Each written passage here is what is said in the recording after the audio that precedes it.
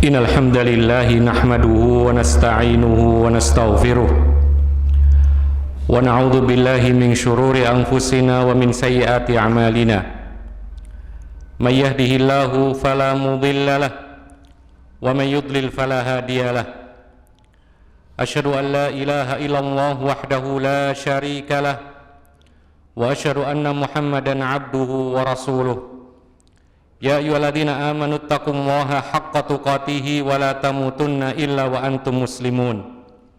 Ya ayyuhan nasu taqu rabbakumul ladzi khalaqakum min nafsin wahidah wa khalaqa minha zawjaha wa batha minhuma rijalan katsiran wa nisaa'a wattaqullaha alladzi tasaaluna bihi wal arham innallaha kana 'alaikum raqiba.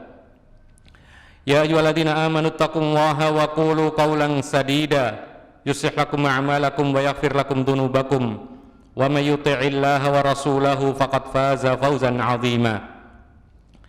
Amma ba'd, fa inna astaqal hadithi kitabullah wa khairal huda huda Muhammadin sallallahu alaihi wasallam wa syarral umuri muhdatsatuha fa inna kulla muhdatsatin bid'ah wa kulla bid'atin dhalalah wa kulla dhalalatin finnar. Ma'asyiral muslimin, jamaah salat Jumat yang dimuliakan oleh Allah Subhanahu wa taala. Telah kita ketahui bersama bahwa sumber hukum dalam beragama dan berkeyakinan adalah Al-Qur'anul Karim dan sunnah Rasulullah sallallahu alaihi wasallam.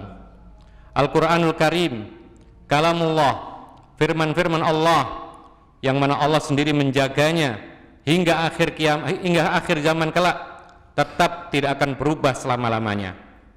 Demikian pula hadis Rasul sallallahu alaihi wasallam merupakan salah satu wahyu yang menjelaskan Al-Qur'anul Karim.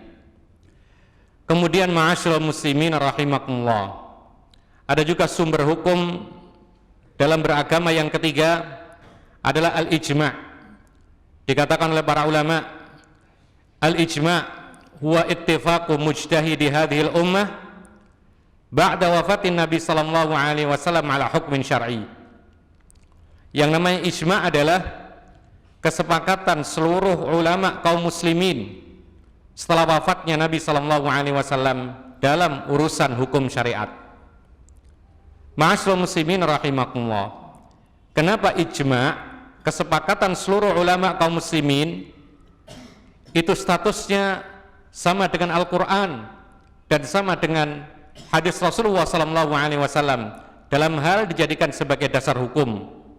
Karena Allah telah menjamin keabsahan dan kebenaran suatu masalah apabila telah disepakati oleh seluruh ulama kaum muslimin yang ada. Nabi kita Muhammad sallallahu alaihi wasallam bersabda, "Innallaha la yajma'u hadhil ummah 'ala dhalalah." Sesungguhnya Allah Subhanahu wa taala tidak akan menjadikan ulama umat Islam ini bersepakat di atas sesuatu yang salah. Artinya, apabila seluruh ulama kaum muslimin di dunia ini sepakat atas suatu hukum masalah, tidak ada satupun yang berbeda dalam masalah hukum ini, maka itu merupakan ketetapan dari Allah Subhanahu wa ta'ala melalui lisan umat Islam atau ulamanya kaum muslimin, dan itu pasti benar dan tidak akan salah. Namun ma'asyiral muslimin rahimakumullah, yang harus diperhatikan adalah ijma' itu benar-benar menjadi hujjah seperti dalil Al-Quran dan sunnah Rasulullah sallallahu alaihi wasallam apabila memang benar-benar semua ulama kaum muslimin sepakat, tidak ada satupun yang tertinggal. Oleh karena itu para ulama mengatakan untuk zaman sekarang sulit dikatakan adanya kesepakatan dalam masalah-masalah kontemporer. Kenapa? Karena ulama di seluruh dunia jumlahnya sangat luar biasa banyaknya, dan kitab bermacam-macam tersebar di seluruh dunia, dan sulit untuk mengumpulkan mereka semua dengan satu kalimat.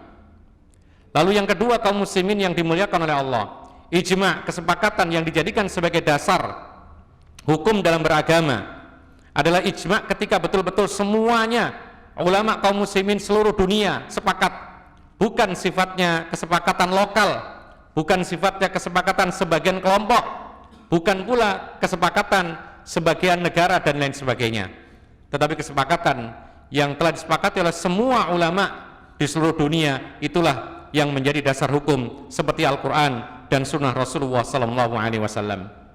Kaum muslimin yang dimuliakan oleh Allah Subhanahu wa Ta'ala, di antara sekian permasalahan yang disepakati oleh para ulama dahulu adalah kesepakatan para ulama tentang keharaman nikah beda agama, muslim dengan orang non-muslim, baik laki-laki maupun perempuan, atau sebaliknya, ada yang muslim dengan muslimah atau muslimah dengan muslim. Para ulama sepakat itu adalah merupakan hal yang diharamkan di dalam agama Islam. Ma'asyiral muslimin rahimakumullah, ketika Imam Ibnu Katsir menafsirkan ayat-ayat tentang larangan, yaitu menikahkan orang-orang laki-laki kafir musyrik dengan muslimah, maka beliau mengatakan hukumnya haram. Demikian pula Imam Tabari menyatakan bahwa hal tersebut juga haram. Bahkan terjadi kesepakatan seperti yang dinukil oleh Imam Baghawi dan juga imam-imam yang lainnya dalam Ma'alimut Tanzil, dalam kitab-kitab tafsir yang lain disebutkan bahwasanya semua para ulama kaum muslimin sepakat bahwa nikah beda agama hukumnya haram, dan konsekuensi haramnya nikah beda agama adalah batalnya pernikahan serta harus dipisahkan antara suami istri yang terlanjur menikah apabila beda agama. Ma'asyiral muslimin rahimakumullah, itulah yang diberlakukan oleh para salafus saleh. Kita bisa melihat bagaimana Umar ibn Khattab tatkala beliau memimpin kaum muslimin menjadi khalifah setelah Abu Bakar, dan Abu Bakar setelah Rasulullah SAW, dilaporkan kepada Umar bin Khattab bahwa sepasang suami istri Nasrani, yang laki-laki Nasrani, yang perempuan Nasraniyah. Kemudian tiba-tiba sang perempuan ini atau istri daripada orang Nasrani ini tiba-tiba masuk Islam. Lalu dilaporkan kepada Umar bin Khattab sebagai pemimpin kaum muslimin. Lalu kemudian Umar bin Khattab minta didatangkan dua orang ini. Lalu Umar mengatakan, ada dua pilihan bagi engkau wahai sang suami. Engkau masuk Islam, maka engkau tetap menjadi suami istri. Kalau engkau tidak masuk Islam, maka kami akan memisahkan engkau dengan istrimu. Tapi ternyata si laki-laki Nasrani ini tidak mau masuk Islam, padahal istrinya sudah masuk Islam terlebih dahulu. Maka saat itulah Umar bin Khattab memberlakukan kesepakatan para ulama saat itu, memisahkan antara suami dan istri. Suami yang tetap berpegang kepada agama Nasraninya, sementara istrinya yaitu sudah masuk ke dalam agama Islam dipisahkan dengan perpisahan yang tidak mungkin kembali lagi kecuali ketika laki-laki itu masuk ke dalam agama Islam. Aqulu hadza wa astaghfirullah li wa lakum innahu huwal ghafurur rahim.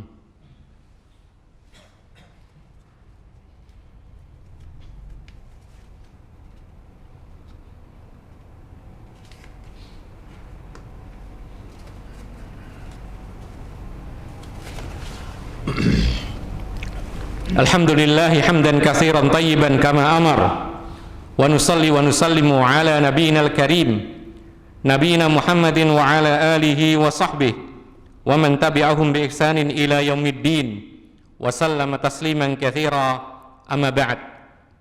Kaum muslimin yang dimuliakan oleh Allah Subhanahu wa taala, tentang kesepakatan para ulama akan keharaman nikah beda agama ini berlaku baik laki-lakinya yang muslim kemudian perempuannya yang non muslim, atau sebaliknya perempuan yang muslimah kemudian laki-lakinya yang non muslim.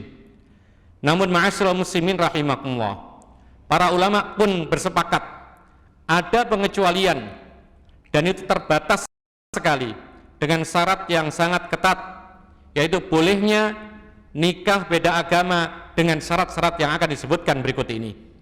Disebutkan oleh para ulama bahwasanya Allah Subhanahu wa taala berfirman dalam surat Al-Maidah ayat 5, yaitu Allah mengatakan wal muhsanatu minal ladzina utul kitaba min qablikum idza ataitumuhunna ujurahun. Dibolehkan bagi laki-laki muslim untuk menikahi wanita-wanita ahli kitab apabila kalian wahai kaum laki-laki memberikan mahar-mahar mereka yang patut. Ma'asyiral muslimin rahimakumullah. Inilah yang menjadi dasar hukum bahwa suatu ketika dibolehkan menikah beda agama, tapi ada syaratnya. Yang pertama adalah yaitu tidak boleh dibalik. Yang laki-laki harus muslim, kemudian perempuannya yang ahli kitab. Ahli kitab tidak lepas dari Yahudi atau Nasrani. Mengapa hanya laki-laki saja yang muslim yang dibolehkan menikah beda agama? Karena inilah yang disebutkan oleh Allah Subhanahu wa taala dalam Al-Qur'an yang kita sebutkan tadi. Kemudian Allah mengatakan ar-rijalu qawwamuna 'alan nisa. Laki-laki itu memimpin kaum wanita. Sehingga ketika dibolehkan laki-laki muslim menikahi wanita non muslim seperti Yahudi dan Nasrani, maka diharapkan laki-laki itu akan menuntun wanita tersebut ke jalan yang benar, sehingga mereka pun juga masuk Islam, sehingga mereka sama-sama mendapatkan hidayah dari Allah Subhanahu wa taala. Lalu syarat yang kedua, ketika Allah mengatakan wal muhsanatu minal ladzina utul kitab, wanita-wanita yang baik-baik menjaga kehormatannya dari kalangan wanita ahli kitab. Syarat yang kedua adalah yang dibolehkan untuk dinikahi orang Islam laki-laki dari kalangan wanita ahli kitab adalah wanita-wanita meskipun mereka Yahudi atau Nasrani, tapi syaratnya adalah wanita tersebut adalah wanita yang baik-baik, wanita yang menjaga kehormatan, bukan wanita-wanita yang rusak. Kenapa demikian? Karena diharapkan sebentar lagi dia mendapat hidayah Islam dari Allah Subhanahu wa taala melalui suaminya. Lalu yang ketiga, kaum muslimin yang dimuliakan oleh Allah, syaratnya adalah yaitu ini adalah hanya kondisi tertentu saja, ketika terdesak, ketika seorang laki-laki muslim tidak mendapati yaitu muslimah di suatu tempat yang memang mungkin tidak ada wanita-wanita muslimahnya, maka ini rukhsah keringanan. Kenapa demikian? Karena kalau disuruh milih, maka Allah telah menjelaskan dalam Al-Quran, yaitu dalam surat Al-Baqarah ayat 221, Allah Subhanahu wa taala mengatakan wala amatun mu'minatun khairun min musyrikatin walau ajabatkum. Ini apabila seorang muslim disuruh memilih, di hadapannya ada orang-orang muslimah, ada orang-orang non muslimah, maka Allah mengatakan sesungguhnya budak wanita tapi dia beriman itu lebih baik bagi kalian wahai laki-laki muslim dibandingkan dengan wanita-wanita kafir musyrik, meskipun mereka wanita-wanita kafir musyrik ini yaitu rupawan dan menakjubkan kalian. Ma'asyiral muslimin rahimakumullah. Inilah yang disebutkan oleh para ulama, yaitu di antara tanda-tanda akhir zaman, semakin dekatnya hari kiamat adalah tersebarnya kejahilan, kebodohan. Padahal sudah disepakati sejak dahulu bahwa haram hukumnya nikah beda agama kecuali yang telah kita sebutkan tadi. Tapi karena bertambahnya zaman, dan Nabi sendiri mengatakan ma ya'ti alaikum zamanun illa walladhi min ba'di syarrun min hatta talqau rabbakum. Tidak akan bertambah zaman melainkan setelah itu pasti kondisinya lebih buruk daripada sebelumnya sampai engkau berjumpa dengan Tuhanmu, yaitu hari kiamat. Maka ketika semakin bertambah zaman, kebodohan semakin merebak luas, ditambah lagi adanya orang-orang yang banyak sekali yaitu bermain-main dengan hawa nafsunya untuk mengukur agama ini. Kemudian ada lagi keyakinan-keyakinan liberalisme dan lain sebagainya, maka siapapun akan berbicara, sehingga orang-orang yang tidak mempunyai wawasan dalam beragama pun akan mengatakan dalam masalah seperti ini, padahal ini sudah disepakati, sehingga muncullah pendapat-pendapat yang baru muncul, yang tidak pernah dikatakan orang-orang yang dulu, para ulama yang dulu, yaitu mengatakan bahwa ini adalah masalah khilafiyah, ini adalah masalah perselisihan pendapat, ini adalah isytihadiyah, dan ini adalah masalah yang tidak boleh diingkari. Padahal ini disebutkan oleh para ulama bahwa ini sepakat keharamannya dan diberlakukan oleh para ulama yang dahulu, bahkan para sahabat Nabi memberlakukan hukum seperti ini.